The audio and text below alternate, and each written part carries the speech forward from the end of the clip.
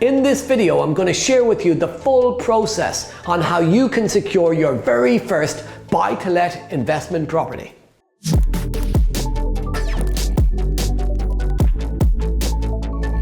Hi, Kevin McDonald here. Been a property investor now for over 18 years. I've built up a multi-million pound property business using creative property investment strategies. Today, I'm outside another one of my investment properties. This is a 2-bedroom end terrace property. If you're looking to secure your very first buy-to-let, then this is the perfect property, and I'll show you why. But before we go inside, make sure you like, subscribe, and hit that notification bell. So we're in the sitting room. So we've got 2 bedrooms upstairs, and then on the ground floor we've got the sitting room, the kitchen, and then a bathroom at the back. Now this property is in move-in condition when we secured it. So literally we've done nothing to it. All that needs to be done before the tenants move in is clean the windows, clean the floors, the carpets, give it a clean throughout. But what you see here, the painted walls, the painted ceilings, the radiators, all this timber work, the carpets, the electric heater, it was all in the property, even the doors. So all of this works have been done previously by the previous landlord. So I've purchased this property from a retiring landlord. As we go through, he had done everything to it. The kitchen, it works. It's not modern, it's not beautiful, but it works for the area. So we're not in the best of area around here, but it's not the worst area either. If you're looking at about 1 to 10, in terms of 1 being the worst area in the town, 10 being the best, this is probably a 3 or a 4 type area. So the kitchen itself, clean, tidy cupboards, but it's a dated kitchen. We've got the fan. Underneath, we're waiting for the cooker to arrive. So that cooker is coming in the next few days. Outside of that, just everything works, working order, decent stuff. Could have ripped the kitchen out and put a new kitchen in, but I don't need to. Bear with me, I'll tell you why. Come through to the bathroom, again, just nice sink, shower, it's tiled, you've got your toilet. Could probably change the toilet seat. That's about all we need to do in here. And then in here in the bathroom as well, you've got your boiler. So the boiler is actually built into a cupboard.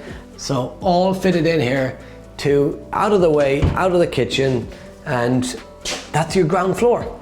Upstairs, we've got 2 bedrooms. Let's have a look at those. Large double bedroom to the front. Again, new radiators, they got thermostats on them. It's been painted. Probably not the choice I would have picked, but it makes it clean, fresh, ready to rent out. You can see the front drive. So we've got a large garden, just needs to be cut, and parking for probably about 4 cars at the front of the property. It's double glazed. One of the things we are going to do is replace these 2 panes of glass. So these have been, they've been what I call shot. They need to be replaced with new glass, but we don't need to replace the entire window. Outside of that, nothing really to be done in this room either. Again, a decent size double bedroom with some built-in storage space. Very little work to be done on the property. A couple of panes of glass to be replaced in the front bedroom. We've got a cooker to fit in the kitchen, and we've got to give it a clean throughout the property, and the tenants will be ready to move in. So this property was owned by a landlord who was looking to get out of the game, looking to retire and just get his money and move on. Now, as a landlord, an investor, he understood that the property, to sell it for a quick sale, he needs to sell it at a price. And as another investor buying it, that I'm going to want a decent price on the property. So we've secured it for 80 grand, £80,000. Its value in its current condition, 90 to 95 grand. So it's not a massive discount, but there's a decent bit of room in there. Now I could come along and replace the whole kitchen, rip it out, put a new kitchen in. We could change some other things around the property and try and force some value up. However, this property was purchased by myself and one of my joint venture partners. So the joint venture partner has funded the purchase. My job is to find the property, manage the property. I used to think when I started off in property, and I seen from watching YouTube videos and watching podcasts and reading posts on social media, that you've got to get below market value, BMV, below market value, below market value, below market value. And you got to look to add value so you can get all your money back out. Buy, refurbish, rent, refinance. And by the way, I love the buy, refurbish, rent, refinance model. It's a brilliant model to leverage your property, get your money back out, recycle your cash and use it again. However, not everybody wants to do that. And my joint venture partner in this deal, they're looking for quick cash flow. They don't want to buy a property, spend 6 months refurbishing it, having no income coming in. They don't really want to have a big mortgage. So when you do buy, refurbish, rent, refinance, because you're adding value to the property and you're borrowing more money, you borrow more money, but the rental income is still the rental income. So for instance, this property will rent at $550 a month. We've got an application right now from a tenant. We're going through referencing. They'll be moving into this property, should they pass referencing, at £550 a month. If this property needed a full refurb, it'd take 3 to 6 months and the tenant would still be paying £550 a month. So you'd have 6 months without any cash flow. The lesson here is, do what your joint venture partner wants. What's the most important thing to them? This joint venture partner wanted to buy the property, leave his money in the deposit money, so the 25%, leave it in the property and get it back through the rental income. Now he has purchased it with cash with me. So it's a cash purchase, 80 grand cash. We're going to hold it for 6 months and then we'll refinance it in 6 months time. At the point we refinance it, it's likely it'll still get the valuation of around 90 grand because it's later. We'll have a tenant in place. The tenant's rental income will be a provable rental income, but they're going to leave a significant amount of money in the deal compared to a buy, refurbish, rent, refinance. The benefit from the JV partner's point of view is they have a lower mortgage. Now, over the first 6 months while you could be doing a refurb, we rent the property out at $550 a month. That's £3,300 in rental income. That's £3,300 that you don't need to get uplift in a value of a property. In fact, if you were doing this on a buy, refurbish, rent, refinance, you'd have to increase the value of the property by 12 grand to get 3 grand back out, because you'd have 9 grand of mortgage, 75%, and 3 grand of rental income, the 25%. So just by renting it from day one, that's the equivalent of a 12 grand uplift in value in terms of true cost of money in your pocket. So there's 2 ways to do your first buy to let. The first way is to do exactly what we've done here. Just buy a property that's ready to tenant, you move the tenant in, and you've got rental income from day one.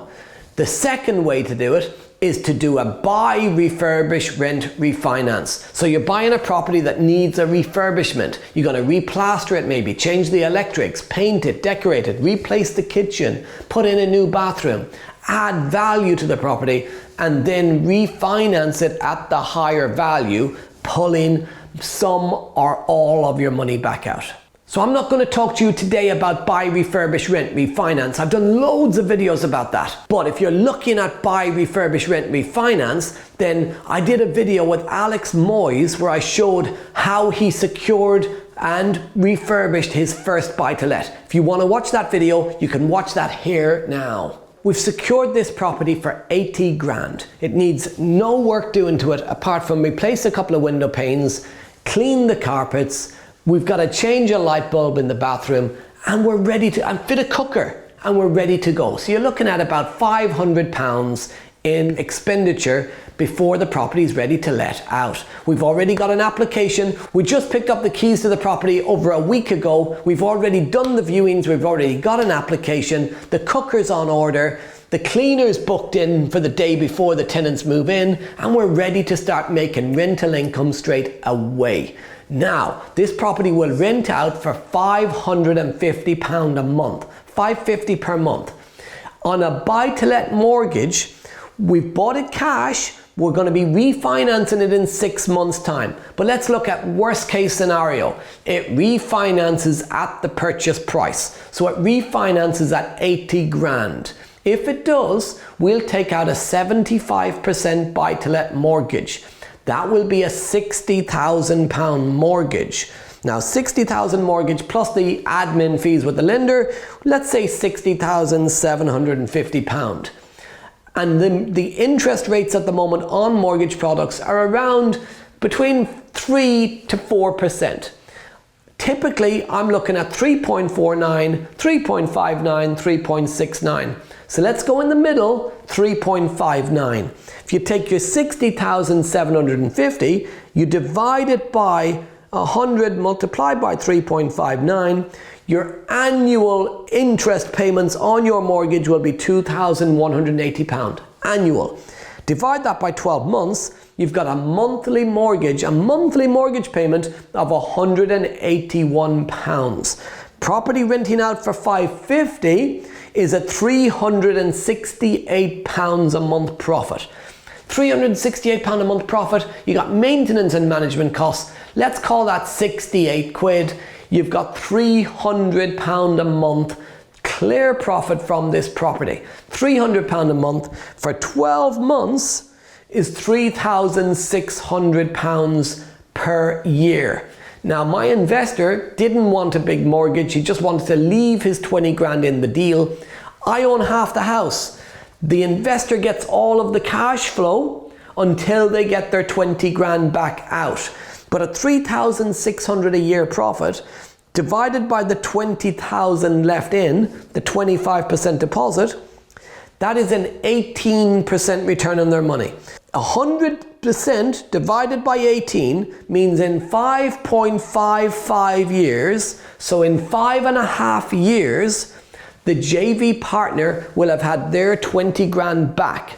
I don't make any money monthly over that period of time. And I know people watching this will be thinking, well, why do the deal then? Because this one is what I call the legacy property. This is for my kids, my grandkids. Because work the numbers.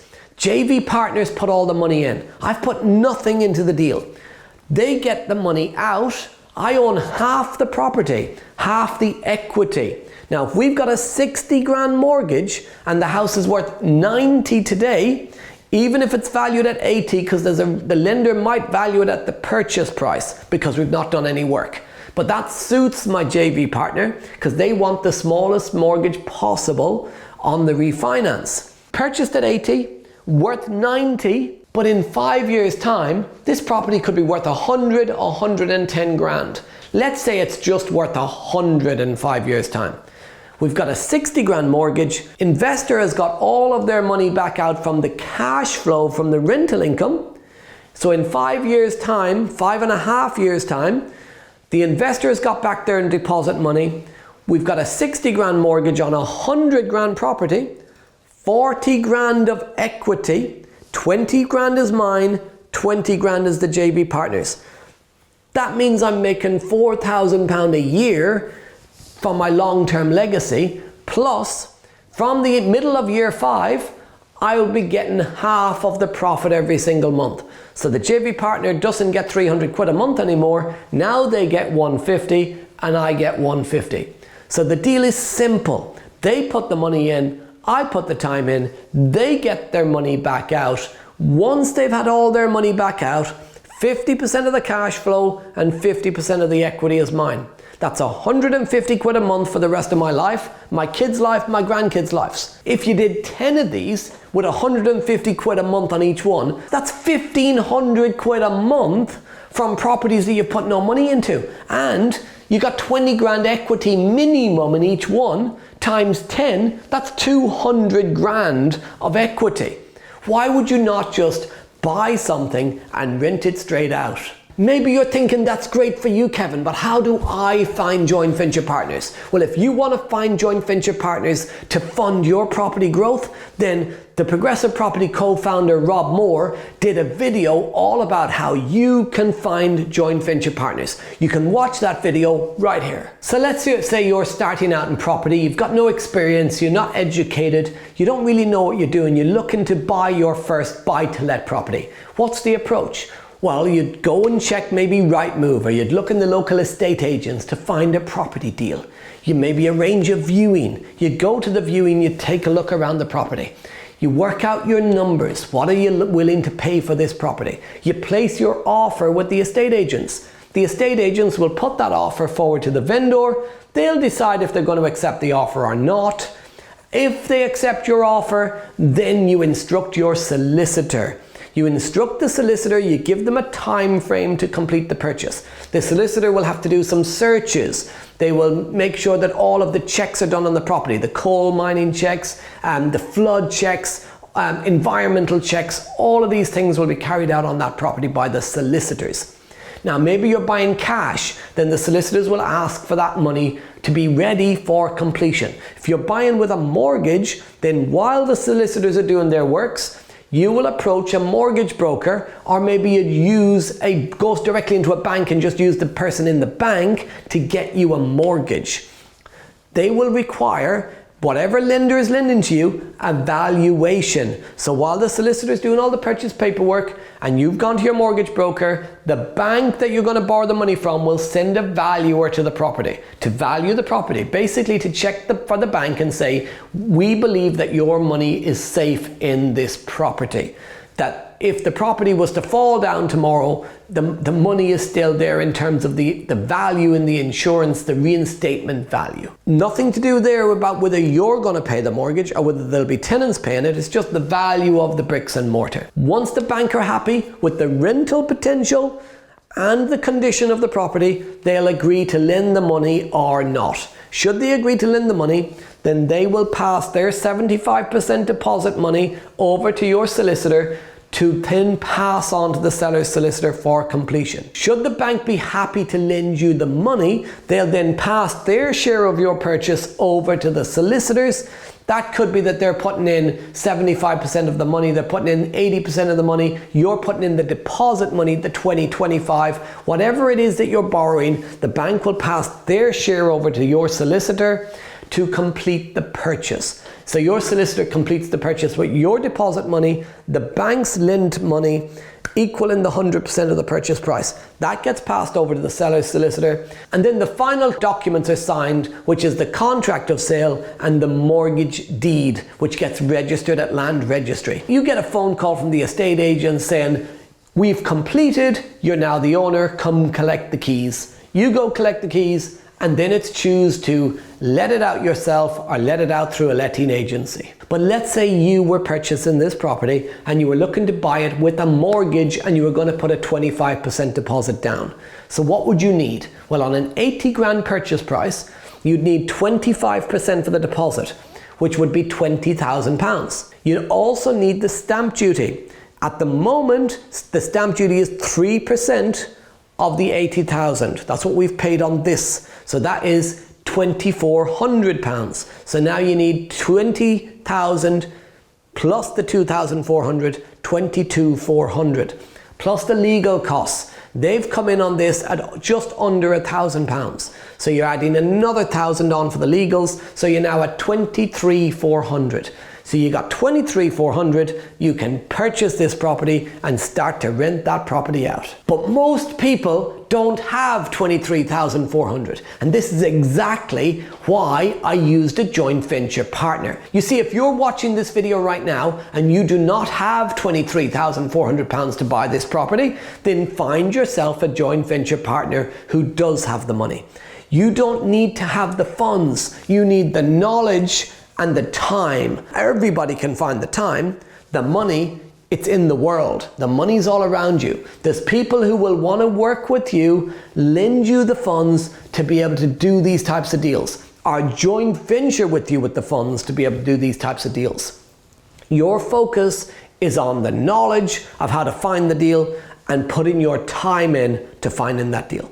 So if you were purchasing this property, all you'd have to do after completion is mow the lawns, clean the window, change the light bulb in the bathroom, replace a couple of panes of glass, and fit a cooker for less than 300 quid. All in, less than 500 quid on top of your 23,400. For less than 24 grand, you would have your first buy-to-let property. That would then pay you monthly profit every single month for the rest of your life and for your children's life and for generations to come. And that profit only goes up. Why? Because the value of the property is going up and the rental income is going up while your mortgage is going down. I've done so many videos on all things property investing. If you want to keep up to date, keep educating yourself, then make sure you like, subscribe, and hit that notification bell. I've been Kevin McDonald. You've been amazing. See you next time.